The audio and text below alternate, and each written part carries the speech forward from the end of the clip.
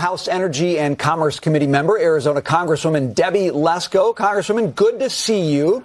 So you're calling Biden's liquid natural gas export ban reckless and politically motivated. Why? Well, because he's doing it to appease the extreme environmentalists. There's no other reason. The Biden administration's energy policy hurts America. It only helps China, Russia, and Iran. And it makes absolutely no sense. I mean, when gasoline prices are $3.40 a gallon, $4.30 a gallon in Phoenix, Arizona, why would you put less natural gas and oil on the market? It makes no sense at all. I want to talk about some of those oil prices as well. We heard from Energy Secretary Jennifer Granholm this morning. Take a listen to what she had to say. Russia invades Ukraine, that impacts what you pay at the pump. But the bottom line is the president is really focused on this. And when Russia invaded Ukraine, we have this big tool called the Strategic Petroleum Reserve, and he released oil along with convincing our allies around the world to do the same so that we put more supply on the market, because what it was, all these Russian barrels were pulled off. The president is watching this. He's obsessed with it. And so we're going to be doing what we can. Your take on potentially dipping into the SPR instead of also just producing more?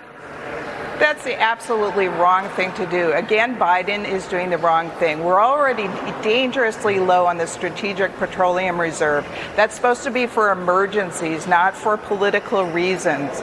I mean, all of the energy policies that the Biden administration is doing is harming Americans, and it's really just benefiting our adversaries like China, like Russia. And besides that, our European allies were relying on those LNG exports. We told them we were going to help them, and now we're not. They just don't understand what's going on. I don't understand what is going on in Biden's head.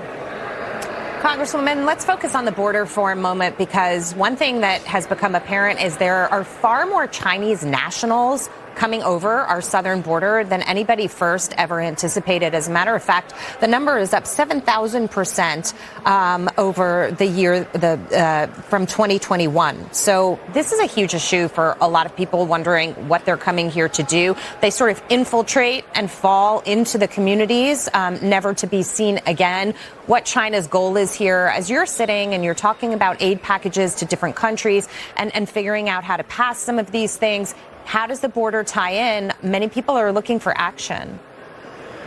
The border is the number one issue in the United States, and rightly so, because over 9 million people illegally have crossed our borders since Biden has taken office. And as you said, about over 24,000 Chinese nationals, 85% of them in army, age that could be in the military, have crossed our border. We just had one just the other day that was stopped at a Marine base trying to get on the base, and they didn't listen, and they turned him away. I mean, this is crazy insanity what the Biden administration is allowing, and that is why I think we need to tie border security to any aid to Ukraine, and I'm standing strong on that.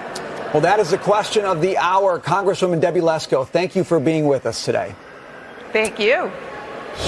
A house of cards, why the American dream could be even harder to achieve. That's next.